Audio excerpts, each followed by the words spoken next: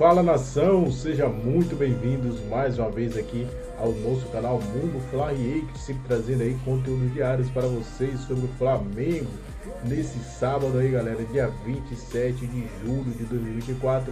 Estamos trazendo as últimas novidades para vocês do Flamengo, as últimas informações. Nesse domingo aí o Flamengo enfrentará o Atlético Goianiense aí, partida válida pelo Campeonato Brasileiro. Então, se você é novo, já deixa aquele like maroto, se inscreva, ative o sino, compartilhe nossos vídeos com os seus amigos. Preparei para vocês uma série de cortes aqui que nós vamos reagir juntos. Vamos aqui para mais um vídeo. Valeu, pessoal. Flamengo e Atlético Goianiense entram em campo às 16 horas neste domingo pela primeira rodada do retorno do Campeonato Brasileiro. Flamengo, vice-líder da competição, segundo colocado, 37 pontos, com um jogo a menos do que o líder Botafogo. Flamengo que tem se caracterizado neste Campeonato Brasileiro por conseguir arrancar pontos nos fins das partidas. Em 6 jogos, o Flamengo conseguiu esse feito. Em 6 dos 18 que disputou até agora, foram 5 vitórias arrancadas depois dos 40 minutos do segundo tempo e um empate contra o Atlético Paranaense na Liga Arena. O último jogo que o Flamengo conseguiu esse feito foi contra justamente o Vitória, na última rodada, o gol de Carlinhos, que sacramentou a vitória para o Flamengo no finalzinho da partida, vitória de 2-1. Então o Flamengo com 37 pontos, pode ter os retornos de Wesley e Pulgar, que treinaram hoje pela manhã no Ninho do Urubu, mas o Bruno Henrique ainda deve demorar mais um tempinho, participar ainda de uma transição física para depois ser entregue aí aos treinamentos de campo. Já o Atlético Goianiense, por sua vez, vive um momento difícil no Campeonato Brasileiro, é o lanterna da competição com 12 pontos, e para essa partida no Maracanã, o técnico Wagner Mancini tem nada menos do que 5 desfalques, todos por suspensão. O costarriquenho Joel Campbell, atacante de renome até internacional, chegou ao clube e, se for regularizado, pode entrar em campo, fazer a sua estreia no domingo no Maracanã. Flamengo e Atlético Goianiense, 16 horas, primeira rodada do retorno.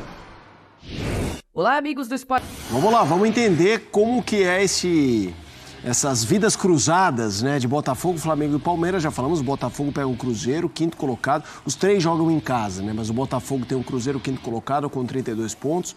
O Flamengo encara o Atlético Goianiense, que é o lanterna, com 12, também em casa. E o Palmeiras joga como mandante, 18º colocado, é o seu adversário com 15 pontos, o Vitória. A tela deixa claro quem tem o adversário mais complicado. Os 3 são mandantes, os 3 precisam vencer, mas claro, o Cruzeiro é o adversário muito mais capaz do que Atlético Goianiense e Vitória.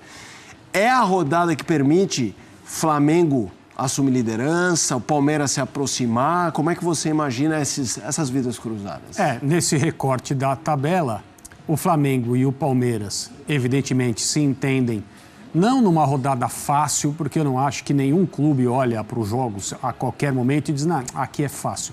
Mas, do ponto de vista da confiança para vencer, tanto o Palmeiras quanto o Flamengo estão em casa, acompanhados das suas torcidas, enfrentando equipes que neste momento estão posicionadas na zona do rebaixamento. O Vitória e o Atlético Goianiense. O Botafogo também está em casa, a gente falou sobre isso agora há pouco, mas enfrenta um time que, pela pontuação e pelo que mostra até agora no campeonato, é um time muito mais difícil de ser enfrentado e superado, que é o Cruzeiro. Então, na cabeça da torcida do Flamengo e do Palmeiras, creio que jogadores de comissão técnica também, aí está uma oportunidade de, eventualmente, ganhar, fazer sua parte e contar com um tropeço possível, né? Possível, não diria nem provável, possível, do Botafogo em casa contra o Cruzeiro. A gente falou agora há pouco, não dá para dizer quem vai ganhar esse jogo, mas o Botafogo é ligeiramente favorito por estar em casa e por ser tecnicamente superior ao time do Cruzeiro. Mas que ninguém ache que as partidas serão fáceis, porque os times que estão tentando sair da zona do rebaixamento estão percebendo o tempo ficando cada vez mais escasso. Não podem mais escolher partidas, é preciso se dedicar ao máximo.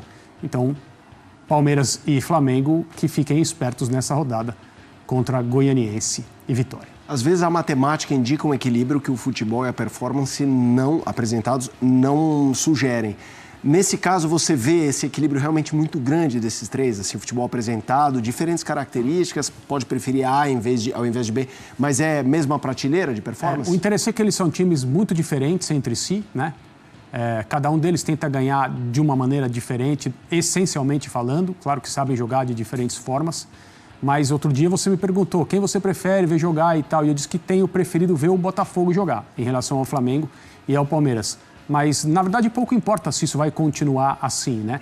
São indiscutivelmente as três melhores equipes do campeonato e as três que jogam o futebol, entre as que jogam o futebol mais interessante, muito com base em gosto. A parte subjetiva entra muito nessa conversa.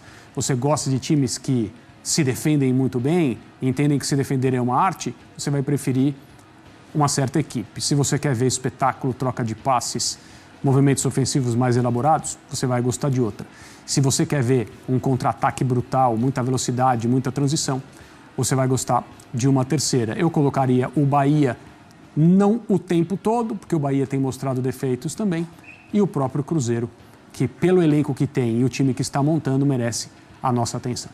O nosso próximo assunto é até o Bahia, mas só colocando um pitaco nessa discussão, para mim. Bora falar agora sobre um ex-jogador do Flamengo que não para de chamar atenção no exterior, mas que o Flamengo não tem qualquer percentual. Quero falar sobre o Otávio. Você lembra dele, né? Zagueiro revelado na Gávea, hoje com 22 anos de idade, pertence ao Porto, titular absoluto. A notícia é de que ele interessa a duas equipes da Arábia Saudita, que prometem proposta pesada para os próximos dias. A ideia é tirar o atleta ainda nessa janela de transferências. Multa rescisória do Otávio é de 50 milhões de euros. E os empresários têm trabalhado com a possibilidade de uma oferta bem superior aos 12 milhões de euros que foram investidos pelo Porto quando da contratação do atleta em janeiro desse ano. E aqui que vem a parte ruim para o torcedor do Flamengo. Primeiro porque o Otávio foi comprado pelo Famalicão em janeiro do ano passado por míseros 500 mil euros. Esse valor deu direito ao clube português a ter 70% dos direitos econômicos. O negócio não foi tão ruim pro Flamengo, porque alguns meses depois, exatamente um ano depois, em janeiro desse ano, o Porto pagou 12 milhões de euros e o Flamengo, como tinha ainda 30%, acabou recuperando 19 milhões de reais. O problema é que se agora houver uma transferência, por exemplo, de 20, 25 milhões de euros para a Arábia Saudita, o rubro-negro só vai ter direito a um pequeno percentual, que vale pelo mecanismo de solidariedade, mas nenhum percentual em relação aos direitos econômicos. Se dá para dizer que Marcos Braz, Bruno Spindel e companhia mandaram muito mal na negociação de algum atleta, esse atleta é o Otávio. Ou você pensa diferente, já usa esse... Estava mais descansado também, mais inteiro, né? Acho que isso pesou também, né? Na disputa ali no finalzinho do jogo, os jogadores mais desgastados, ele estava bem inteiro e foi muito bem. O passo do Gabriel foi ótimo também. O Gabriel conseguiu, finalmente o Gabriel conseguiu aparecer e ajudar mesmo o Flamengo, né? Bateu bem o pênalti no sábado, ontem deu assistência. É isso, ele é bem pago para isso, né? Não está fazendo uma caridade para o Flamengo, ele recebe um belíssimo salário, né? Tem gente que parece que o Gabriel agora fez um favor ao Flamengo, né? Depois de 21 meses jogando nada, ele conseguiu ajudar em 2 jogos. Parabéns. E você continue assim, cumprindo seu papel, fazendo o seu papel como profissional que tem um contrato em vigor. O contrato para ele está lá oferecido lá, mas 1 ano, 50% de aumento. Contrato bom, hein? Bom, se ele confia no taco dele, pode voar no ano que vem, arrebentar, jogar bem, não um jogo ou 2, vários jogos muito bem, ele faz um contrato longo com o Flamengo. Simples assim, né? A oferta está lá. Estão tratando como se o Flamengo não quisesse renovar. O Flamengo ofereceu. Na verdade, não queria renovar, isso aí está muito claro, mas oficialmente está lá a proposta, né? Eu nem ofereceria, sinceramente. E como o Gabizete esquece em tudo que aconteceu. Tem uns que chegam a dizer, não, as coisas que ele fez ficam esquecidas. Desculpa, amigo, não é assim. Que vestiu a camisa e tudo fica esquecido. Tem que fazer muita coisa para se esquecer isso.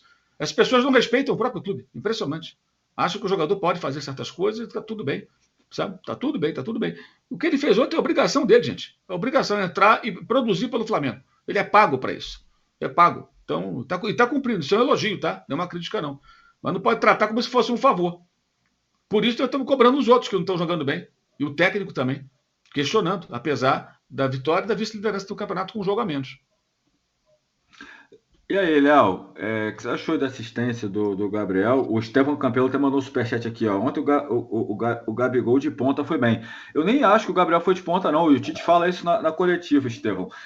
O Gabriel entra, né? E ele entra no lugar do Pedro, então ele entra de centroavante. E depois das modificações, o Tite fala isso na coletiva. Ele fala assim, abriu o Luiz Araújo numa ponta, direita, o Matheus Gonçalves na outra, o Carlinhos por dentro e o Gabriel um pouco atrás. Então, eu acho até que o Gabriel ele tem feito mais a função com o Tite do Arrascaeta, né? Às vezes quando entra, é uma função de quase um segundo atacante ali, um meia, ele joga mais centralizado, normalmente atrás do centroavante, a não ser quando, antes do Carlinhos entrar, que ele entrou no lugar do Pedro, né? Que ali ele estava de 9. Mas fala um pouco aí, gostou da entrada do Gabriel, acho que ele está melhorando, e fala também, que é a tua posição, você sabe bem, né? O gol do Carlinhos também, né? Que demonstrou ali, é um gol de verdadeiro 9, porque mostrou agilidade, né? Na arrancada. Tudo bem, Vene Casagrande, Lucas Pedrosa, você de casa?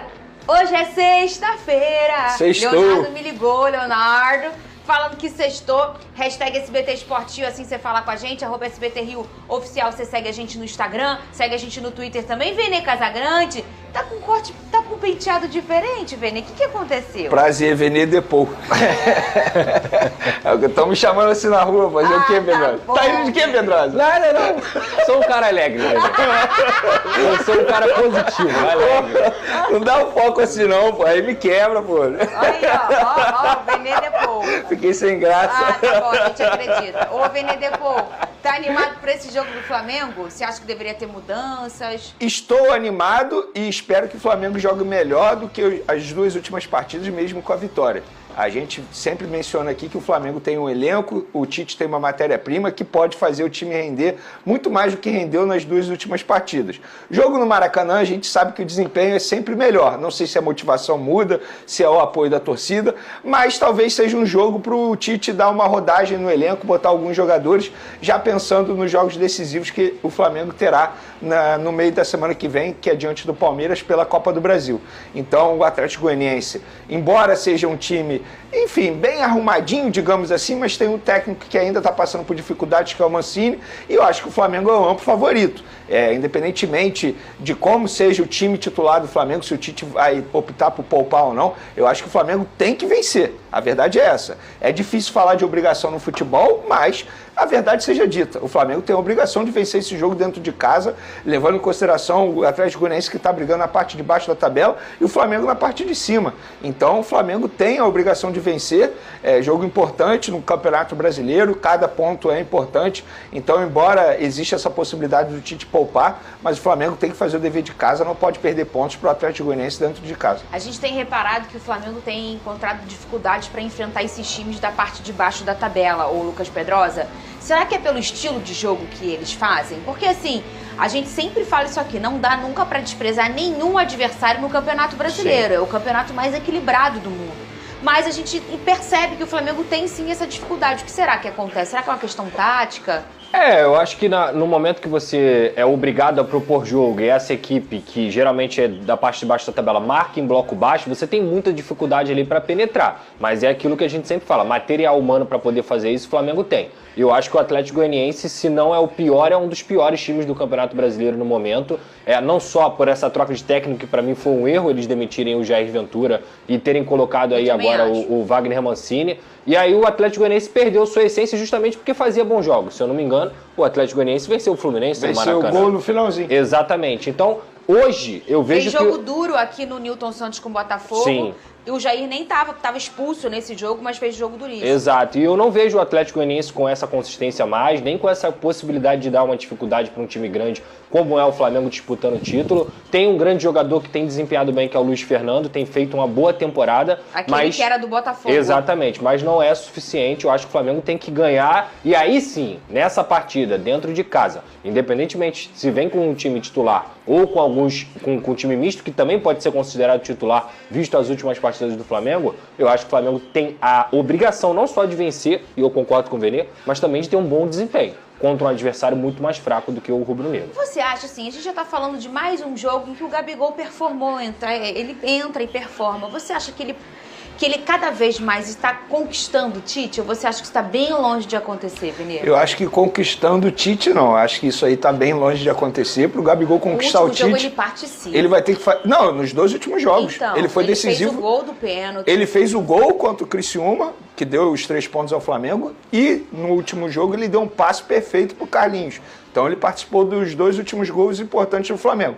Mas a sua pergunta é em relação ao Tite. Eu acho que para ele conquistar o Tite, ele vai ter que fazer muito mais do que ele vem fazendo. O que é o muito Mas ele já está reconquistando grande parte da torcida do Flamengo, o que é importante também. Independentemente do futuro do Gabigol, que a gente sabe que em 2025 vai ser longe do Flamengo, ele já disse que não vai ficar no Flamengo. O Flamengo também, o Landim dando entrevista, falando de maneira bem aberta que dificilmente vai ter uma renovação com o Gabigol. Eu acho que ele tem que desempenhar. Isso é bom pro Flamengo. Eu vejo algumas pessoas falando, reclamando. Não, ele tá vestindo a camisa do Flamengo. Se ele fizer gol, se ele der passe importante, é bom para o Flamengo.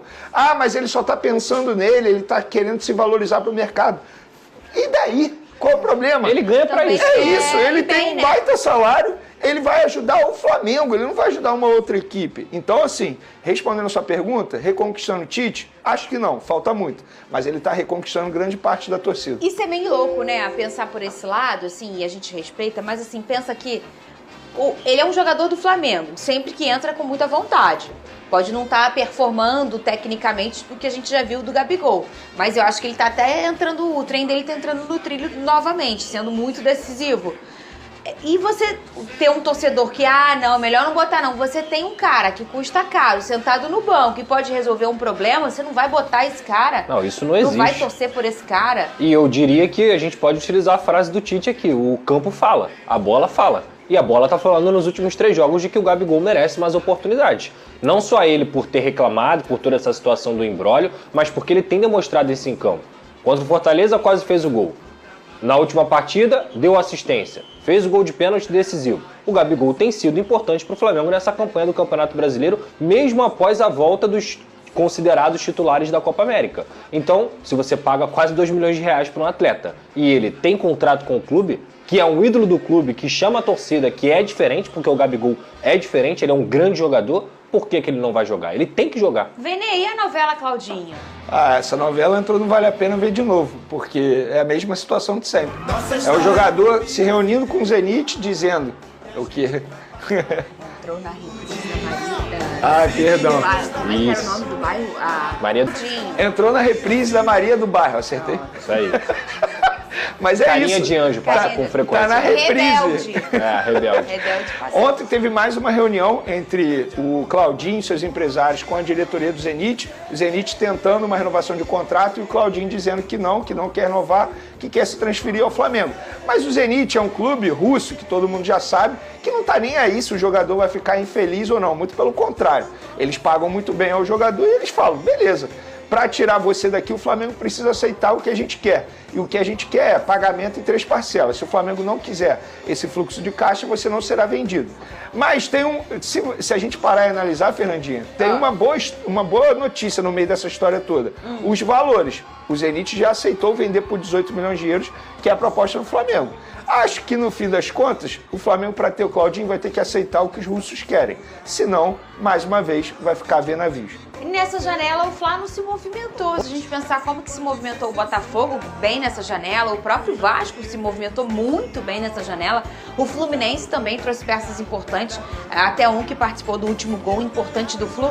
E o Flamengo ainda não se movimentou, né? Claro. Tudo bem que a gente está falando do Flamengo que está com um elenco bem... O Flamengo, por exemplo, o Vasco tem suas necessidades. O Fluminense tem muita necessidade de se reforçar. O próprio Botafogo também tinha algumas necessidades de se reforçar. O Flamengo também tem, na minha opinião.